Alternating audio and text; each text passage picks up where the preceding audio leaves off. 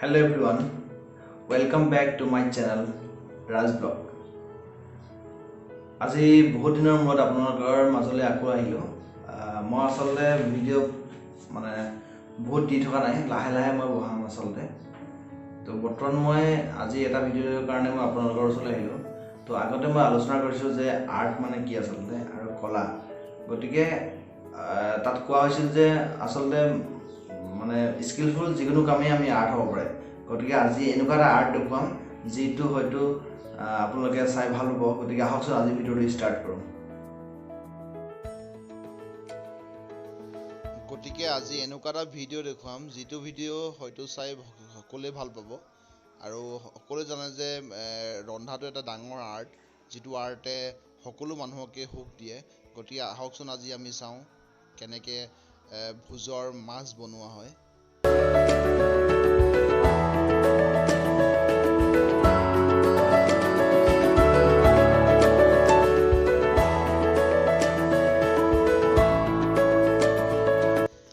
মাছটো খুব ধুনীয়াকৈ ভাজি লওক।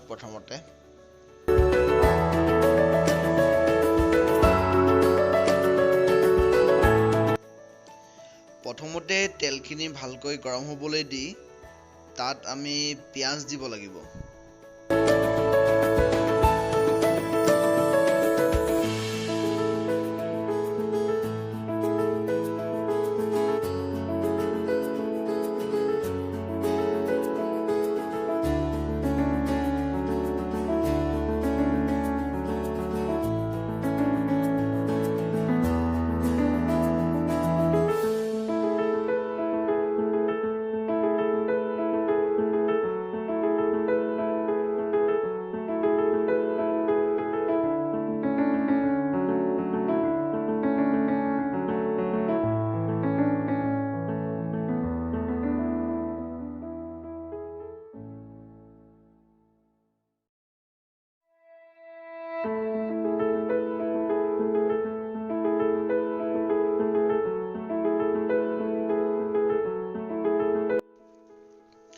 গতিকে তাত আপোনালোকে দেখিলে যে হিচাপ মতে জিৰা গুড়ি, ফিছ মছলা, তাৰপিছত আপোনাৰ আদা নহৰু, হালধি, নিমখ, সকলো মছলা যিমান দিবলগীয়া আছিলে এইটো সময়তে দি তেওঁ ধুনীয়াকৈ ভাজি ল'লে।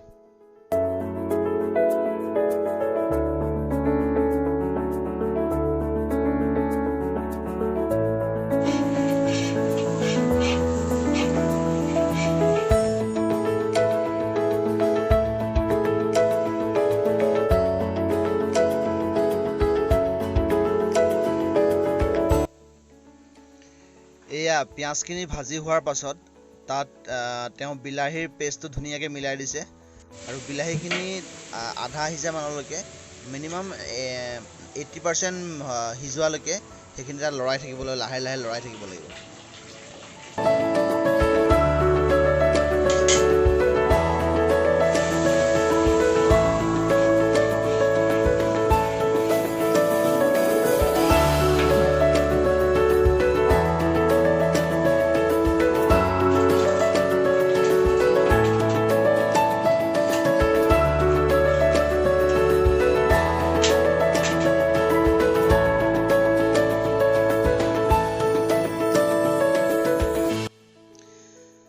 বিলাহীটো আধা সিজাৰ পাছত তাত আমি যিখিনি সৰিয়হৰ আমি পেষ্ট বনাইছিলোঁ তাত আমি সেইখিনি মিলাই পেলাই লাহে লাহে জুইটো কমকৈ দি আমি লৰাই থাকিব লাগিব গোটেই পেষ্টখিনি সম্পূৰ্ণ সিজালৈকে। আৰু এনেকৈ জুইটো অলপ কম ফ্লেমত দি 15-20 মিনিট আমি সিজাব লাগিব।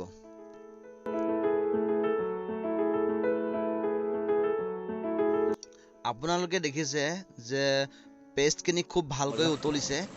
এনেকৈ উতলাৰ পাছত মাছখিনি এটুকুৰাকৈ মাছখিনি দি পেলাই আমি অলপ সিজাব লাগিব।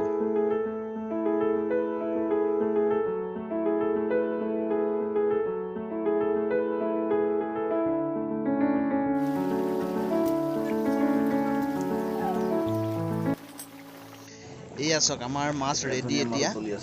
গতিকে আজি ভিডিঅ'টো ইমানেই। গতিকে আপোনালোকে ভিডিঅ'টো চাই কেনেকুৱা পালে মোক জনাব আৰু কমেণ্ট কৰিব আৰু লগতে ছাবস্ক্ৰাইব কৰিব। ধন্যবাদ। জয় আই অসম।